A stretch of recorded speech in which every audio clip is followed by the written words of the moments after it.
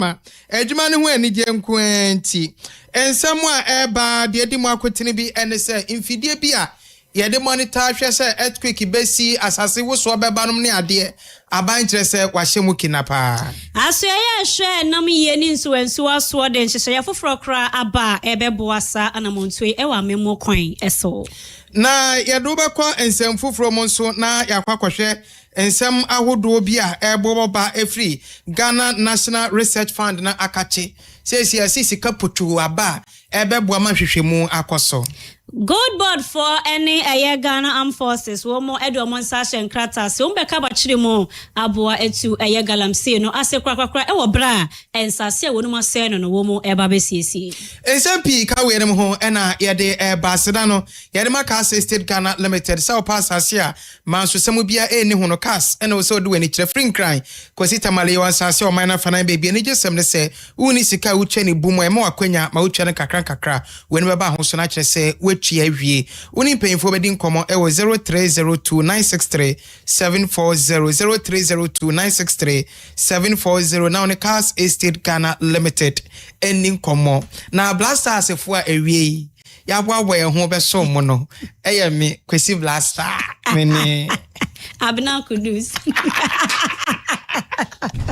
abedi pele mani ampa oni goalkeeper number 1 no ni adia ensem no enchire mu nie yes ambo Mothers FM ma yenhye ensem na se emfri ahyeya wo hwe yensa se na afa eboade ne power de adom ye eso penyo da no honorable Emmanuel ama Kofiboa ode atudwa se seismic networks ahodo a na ewo memu stations no eyeduonu baako de eduonu baako na ni nyina asei ama sese na ban e de upgrade aban fidie no wahye mu kena ama se stations be se duonu na eba be sha se ye adwuma na se ka seismic network a eno no ye infidie bi a ye de monitor assassin ehwe vibrations ene impopoya hodo a ewa asase ni mu enu timi kire se asase woso ebesi na no din ni se na beye ne sa no aba no so timi bodewura ye ho kire chamatimemufo ne ehusene a ye beye ye niema enti soafo no e kire se upgrade ahodo a ye de abasa mfidie mu na no so beboa ama ne webetima akwahyeso a ye ntena sesa ebe ho aprekope na asase woso abefuye mu. Mandatory seismic assessments for building permits, especially in high-risk regions. 2. Structural audits and retrofitting of critical infrastructure such as Akonsobo and Weja dams and airport facilities. This will be done annually. Strict enforcement of the Ghana Building Code with clear seismic performance requirements. And lastly, continuous seismic monitoring combined with public education. And these policy priorities will be strictly enforced. Honorable Emmanuel ama Kofiboa na yachene nkan enu echi no Dr. Prosper Edria Akaba Honorary Director General Emma Ghana Geological Survey Authority no ochirese sanfidie ye edi aba no eno so beboa pa ma yetimi monitor asase ni mu ehuni amahodo bi a ekoso na eno so no ebeboa ma ban hihye ahodo bi opese oye fa yensa asesem no enso etimi akonka free cyber kwenu so no so beboa amansa ase aye tonton ye betimi akirese ha no asase wo so betimi esibiri bi enta ha de Today, we proudly commission a modernized seismic monitoring network, incorporating broadband seismometers, strong motion accelerographs, solar-powered remote stations, advanced telemetry systems, and modern platforms for data acquisition, processing, archiving, and events notification. Mothers FM, yes, some pa. Dr. Prosper Edria Akaba, Director General, Emma Ghana Geological Survey Authority na yetinin king.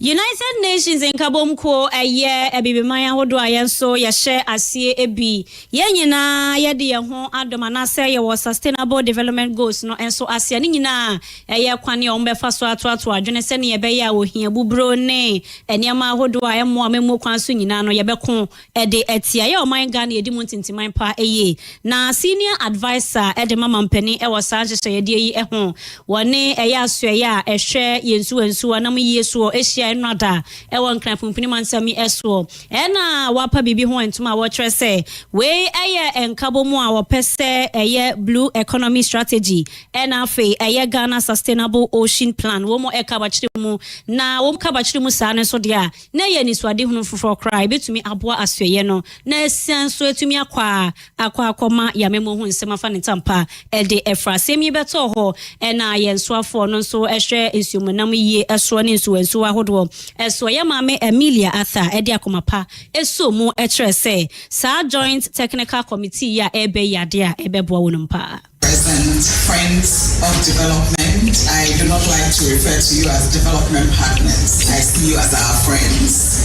And business leaders, ladies and gentlemen, it is, of course, a profound privilege to join you at this important forum. I commend the government of Kenya, Ocean Centers, the World Resources Institute, and all partners for creating a platform focused on one of the most important questions facing Africa's ocean future. How do we unlock investment at the scale required to bring a sustainable blue economy? The answer matters because the ocean is not simply an environmental asset, it is an economic asset. It supports livelihoods, food security, trade, climate resilience, and prosperity. And indeed, in my part of the world, the ocean is also a cultural asset because it defines who we are. For Africa, the opportunity is enormous. Weye mame Amelia Arthur ne na yekotie wan fancy ho a wasanso etwetwe mu ko eche ne ma hodo a ehye enjije de yase no so betumi aboye amayen etumpon. The landscape is changing. Official development assistance remains important, but growing fiscal pressures and competing global priorities mean that development finance alone cannot fund Africa's transformation. And indeed, in my country, we cannot even take any more loans to develop our country. The future of Africa's ocean economy cannot be financed primarily through aid. I do not like aid. We can talk about that later. It must increasingly be financed through investment. This requires a shift in thinking, a mindset shift on the part of people with the investments and on the part of us in Africa who will be receiving the investment. We must move from viewing the blue economy as a development challenge to recognizing it as an investment opportunity. Governments must provide stable policies, strong institutions, and predictable regulatory environments. And we are doing a lot of that lately in all of Africa. Yes, I'm Mothers FM. Eye mame Amelia Arthur wano na hwe ensumunam ne nsuwansuwa eso my Ghana emonene ene yekokotie. Enra ena Tibrekese, His Excellency John Dramani Mahama, EPAO, Ghana National Research Fund, Secretariat no eho entoma, ene se, ya bofoto a irisika ebegum na boama, yenuanom professors ne Dr. Saudwa, wo ye nhwehwemu no, ombetimi nye sekebi aso masina mahwehwemu no, etimi ewie peye. Na openyimpa yade no ato fund na no, Professor of Industrial and Psychology, Professor Abigail Opoku Mensa HSSA, Secretariat ya ti bebwa papa fisa office na wiase na ekona akwaye abodie mu nyansape nhwehwemu abefo kwan na siesie ne bibia ekona Ghana no yakase ye nhwehwemu ye ni foto bia eso masene nti ni abrofo de beba na ebeso bebi ade bekwa kodu na odi esi wonu na chese weja na watrase no na sie ne ne musa yenye research yenye hwe yewo na nkwale yenyi omedidi omakosko omanya adwuma omawo omewuko cycle ne saa ba siesie ne de niama besesa. Today, Ghana publicly affirms that the financing of discovery, the strengthening of scientific capability, and the structured support of innovation are essential pillars of our national development architecture. As we gather here for the official launch of the Ghana National Research Fund, established under Act 2020 of 1056, Ghana takes a decisive institutional step towards building a credible national platform to finance research with better structure, continuity, accountability, and strategic purpose across all fields of national endeavor. Your Excellency, distinguished ladies and gentlemen, since the inauguration of the governing board on 4 June 2025 by the Honorable Minister for Education, Honorable Haruna Idrisu, management's call has been very clear. That is, to move the Ghana National Research Fund from a statutory establishment to a functional institution ready to serve as the backbone of our country's research agenda. This responsibility requires disciplined governance framework, new administrative structure, and operational preparedness. Enya etwegu Professor Abigail Opoku Mensah ono na research fund no odano enu echi no say free 2026 ekosi 2030 no omo the plan ato no ma ye nhwehwemu no niema hodo bi ehia ye se nhwehwemu bia keke na yate asim ye se ma no eya na first born so no eya mema ne dia na aba hi yakwe dabi enye saa nhwehwemu no nhwehwemu a ede mfaso dia papa bi bebre oman no eno ene ye behwe nti priorities ewum free 2026 ekosi 2020 saa 4-year plan ewo aban sisew aban ginau ye beto aso. A research and innovation strategy for 2026 to 2030 has also been carefully developed to define priority research and innovation directions. Ladies and gentlemen, exactly 1 year after the establishment of the fund, the GNRF team has worked assiduously to quickly connect with strategic research and development partners as both steps to realize the core vision of the fund. And this has been done by collaborating with the Foreign Commonwealth and Development Office, FCDO, of the British High Commission, which has provided initial funding through UNESCO under the project called Sankore. Through this strategic collaboration, the GNRF has successfully developed, among other things, the GNRF 5-year strategic plan, a draft legislative instrument, opportunities for knowledge exchange and capacity building from already established national research institutions such as the UKRI, South Korean National Research System, and the NRF of South Africa.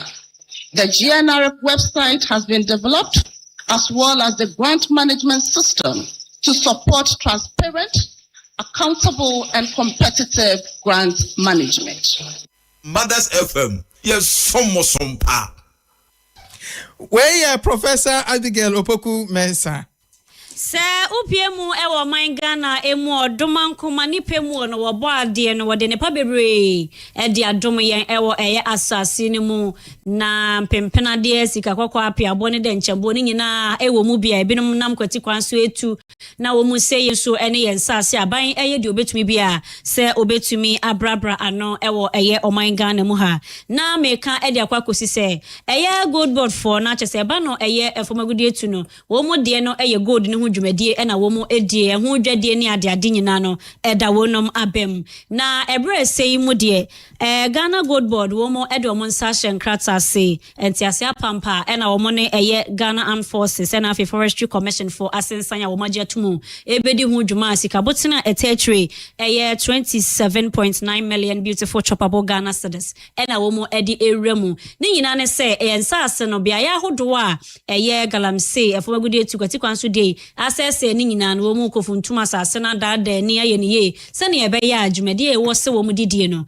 ebe peye ede amaye na Chief Executive Officer Edema eye Gold Board eye Yera Samijemfi ninsem ne bini. The gold that we buy and export for the purpose of generating foreign exchange and supporting good reserve acquisition accumulation by the Bank of Ghana from both the large-scale sector and the ASM sector. However, due to irresponsible and in some cases illegal mining practices by some of the players in these sectors, we now have a situation in our country where most parts of the country have been devastated by the activities of irresponsible and illegal miners, particularly forest reserves. So the Gold Board has initiated a national program for the reclamation and restoration of degraded mining lands and has engaged the Ghana Army Engineer Regiment through the Ministry of Defense to undertake reclamation works, pit filling, grading, land reshaping, action and site stabilization works, among other civil engineering works within certain designated areas. This is the national program that we have come up, and today we want to start with the Tano Nimri Forest Reserves, which has become famous. Yes, Abo Mothers FM. Way ayo ni monyam for some agent for no and penny contra for that Ghana Good Board no ano.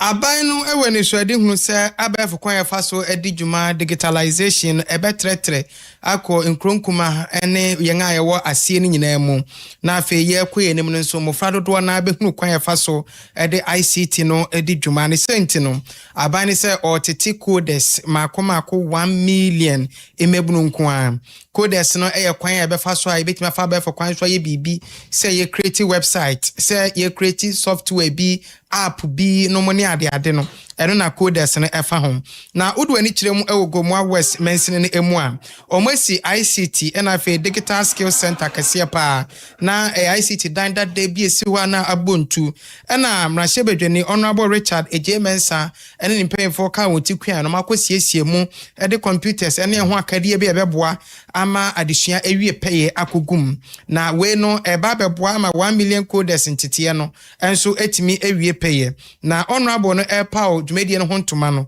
sei no kan ya mina mara aye omampenyi mahama na yisade hun 1 million codes program no na agomwa west ne chefa wo ne bepa mutam na akonya ne bai no so de nya bebi a yede enzama no laptops no ABC enti mikeka mo homa medemwa abama yetumi enya the center a friend of Pam ICT Center and Digital Skill Training, ICT and Digital Skill Training Center. Nti ababazi computers ni nyina no efrikifek abane si share what buy. The modern CC nkongo egumi na de nyina no fans all the fittings nyina no honorable member of parliament. So member amedemwa.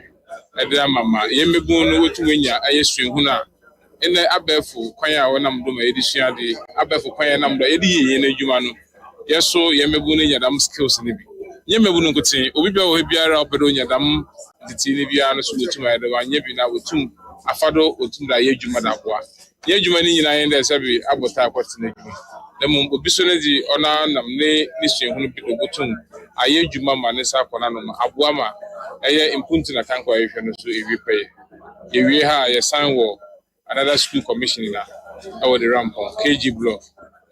Abraham is Wabem 2012 Roshadam project nasi. For some time now we judge human crama. Now no ayabasa. But Yabayana Yakan when they put the Tina Yamina Dumara. Gomwa West mrahye bedwani na yetene honorable Richard J Mensa enono na enuachi na aban krachi penye oho honorable Alhaji Mohammed Kasim enso ebo mrahye bedwani no abaso panda say oze kanu fama omampenyi mama do oze program what is 1 million codes program oda abobaze ninchiche mu no wenyi Gomwa West so ayeden enfim wa consider Gomwa West for the dama music can me a what the can on na yeah ICT center ye na ma lesibia na ma ote na ateto apansam ye enuanuma wo abroche waka won ho bom danka wori ye wodu baby na wo so ahoma apa nti oja yeso ho hona ameto nsafra ye MP de asama wa ben yo ma pin pede obobo e ona so kan no otu da man mo nti MP is America Cresi wada obesese na ma miro kase nda ye na ye huma wesi wa ha am de ma fada ma kwenye do na ma to trust na nanu na panfo de ma ye na ye codes program no anya for apanfo kote is for the entire Goma West District. Then say Apamana, what they basic, and say, yes, Apamfo, Nananum, in a month in Ara, Wambua, Naza, they basic, Yamba. Because I see center on Yafra, yes, I don't in a year yet now, or high in our other two passame. Or either Yaframa, I am, see a son and anum, as some members in a Apamfo in other year in Arama, you want Pawane, now what I in Nawara, Naya. Mothers FM, yes, some pa. Honorable Alhaji Mohammed Kasim Gomwa West DC na yetini nkano. Enanwada ena Jumedia your friend said 2026 Sankofa National Fatherhood Honors Eko so man penifo achochoro elde o menimo nyamkota Jumedia yi echi mu baako eye upiemu wo mfimfi mantam no emu a eye wala ehene ya owo eye kasoa na Alhaji Hashim enso so ewo Jumedia no asibi ne nsem odi tu dwanyina koye futu a wode ekode ama eja no menchare bia ye bedi Fathers Day o say madama as eja de e wo say umma wabra boye osena ho edema enkwada wo mu so fefeba ena enkwada titie mu so wo ye ja enyiwo nsem frim enyan momma no nkwa so wo eja ne so wano duru bedwam ti wada ama bibi ni a na onso ode wonsa hyemu bi na wode wuti ahyemu bi bibia ye hu bibi se ne be ya ye mofra no wo mu enyina wo mu enkonkoto ba bi eni kwan se wo mu ekokoto na wode na sem ewie ena wode abasobon so kwama wonu mu a wo mu edi dwumaso nti ebo wo mabaso ewo eye dwumadie no ase ye be sere nso say father bia enye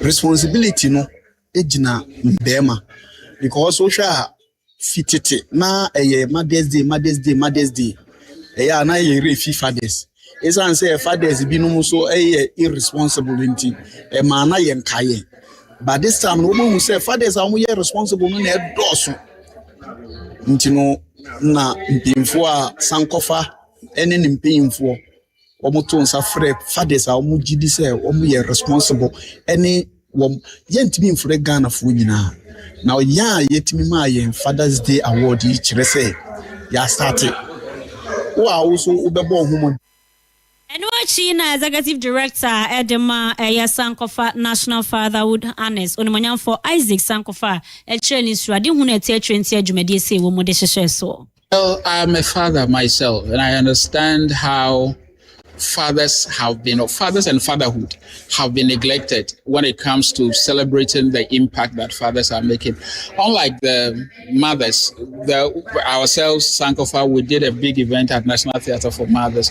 But across the country, I mean, like we all know, we don't celebrate fathers. But one thing is for sure, fathers carry the biggest of the load when it comes to life, when it comes to government, when it comes to every aspect of society.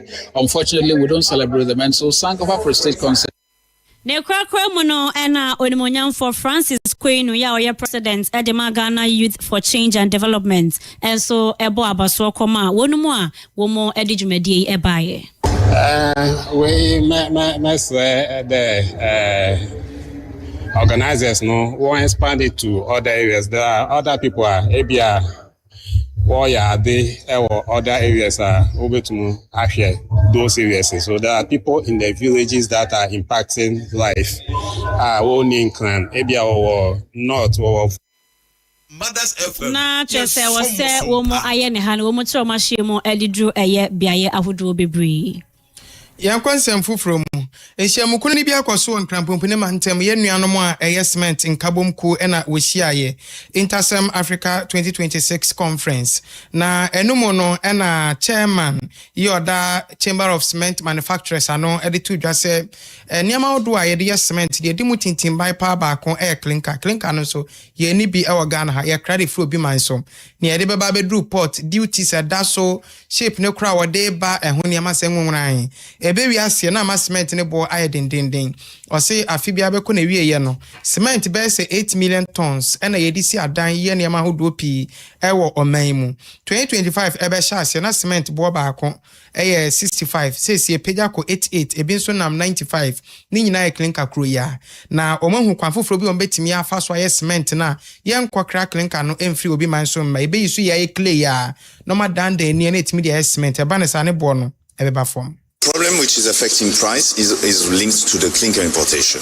Clinker still remains an expensive product to import with different challenges. We saw it recently with the Hormuz crisis between Iran and the US, which has led to a shoot-off on price. Everybody was affected with fuel prices. We were as well affected because of the transport cost has increased, every type, and also the FOB price of clinker. Clinker is made out of energy. You're burning a stone at 1,500 degrees, so therefore it's linked to a higher pricing. So that's why we have been affected. And it's important that when we control the production in Ghana, we have more effect on reducing or stabilizing. Chairman Edema Chamber of Cement Manufacturers, Ura Frederick Abrich, and Yatin in Kano. Now, Honorable Elizabeth Ofusu Jare, AS4 Shady, any agribusiness, so Ninsin Biono Kaini. Ghana is now the proof of concept. I challenge this conference to make it the standard for Africa's cement production. The continent's climate commitment and its industrial ambitions are not in conflict. They are the same agenda if we build correctly. Another focus area is innovative financing for industrial scale investment. Major industrial and infrastructure investment in Africa have historically been constrained not by demand, but by access to long-term, affordable capital. Mothers FM, yes, some pa. I was saying, I'm so I Edama Chrono, so me fa Emma Edia, a chim kede, ehene, ayo saberma as Sarah train ya watosu mienu, what to say when I do a musica botene eshe a numemu, a qua hoduan cracker, so be a me boano monfesica son, and share and wooded de emu or my Ghana, emunacha se banesanswa, ye bet to me etumpon. Now, which Chimuko say, Sana cran and money once and sending in a benya baby pa ejina, ewo musanso nebeboa, ama enuma and so ebuso. Ghana Sasibia Ubiaba Ebe so Sobia Eltukade. Yeah. Sana Tebia, that's the yeah. Na Ghana Force. Ebetime the Aben Afwa of mine. Yeah. Ebetime the Aben and scholarship. Ampa. Ama Yampada Mobeso Kukosia. Ampa. Yeah, Nakoya, Akosia. Ampa. Aben Corona. Ebetime di aye ama membuna ya juma aye nokre nti nananum enye se dem asel mada.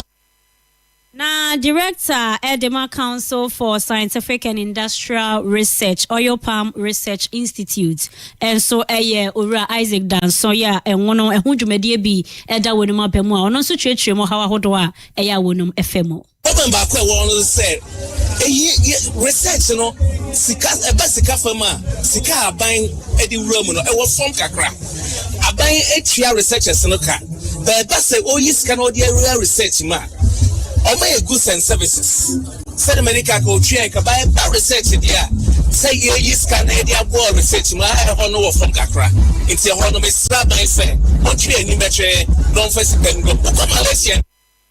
I was Hana Brema Quine ama yade ABADAE3 and some Ketu webinar so that say anomanam no yade SC. Yabeda was a soldier share it's a story so na live worship and so at all. Sapes Macafono na a memo of Abohima Abena Foku Yaboamene. Ejaminta. Quantum Ponoso. A month from Yana resurrection of foreign edition. Now you're quite a master.